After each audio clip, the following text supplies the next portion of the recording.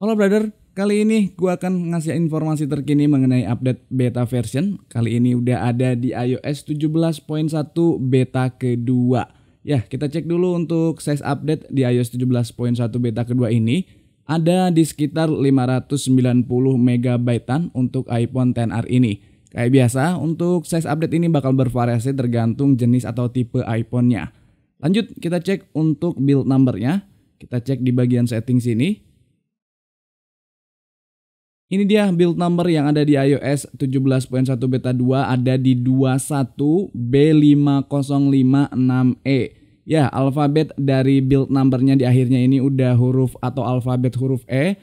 Dan mungkin akan ada sekitar 2 atau 3 versi beta lagi sebelum nanti versi RC rilis.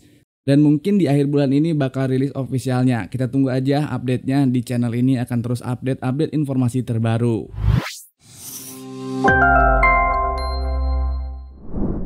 Di iOS 17.1 beta kedua ini ternyata ada perubahan modem firmware. Kalau kita lihat di iOS 17.1 beta ke-1 kemarin, modem firmware-nya itu ada di 5.50.04.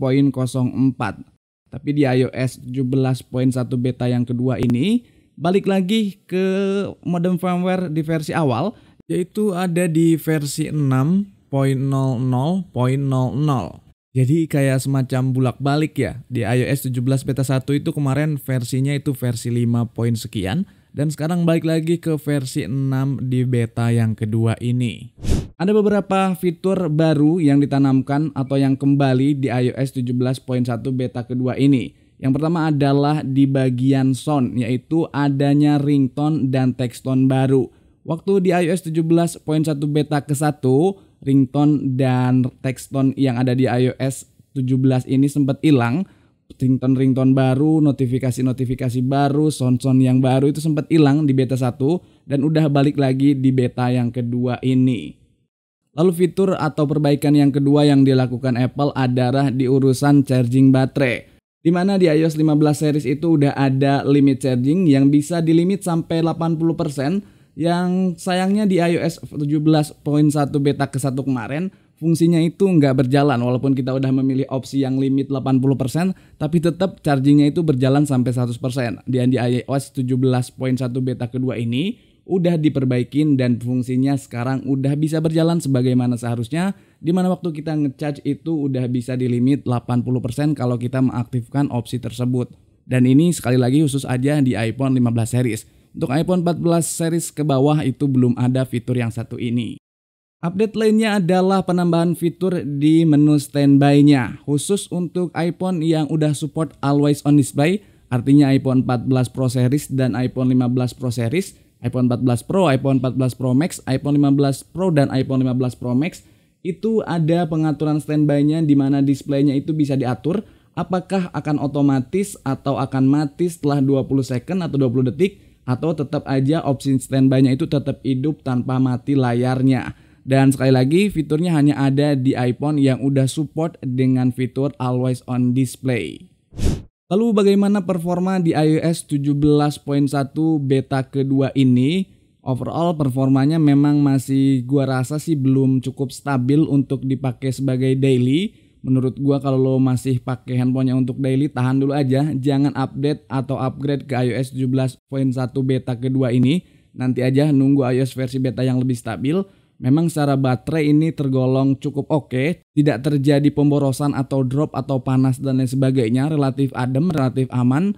Namun memang masih belum nyaman aja, masih kayak belum smooth kayak di iOS 17 sebelumnya. Masih kadang-kadang itu suka ada sedikit nge-lag atau bahkan kadang suka ada error-error yang mungkin bisa aja ngeganggu aktivitas kita kalau dijadiin daily sehari-hari. Jadi penting banget menurut gua lu tahan dulu aja, jangan ikut update ke iOS 17.1 beta kedua ini. Kalau penggunaan gua pribadi sih memang karena handphone yang kedua yang diinstal di iOS 17.1 beta kedua jadi tidak terlalu mengganggu karena handphone yang untuk dijadiin daily driver cukup aman dengan menggunakan iOS 17.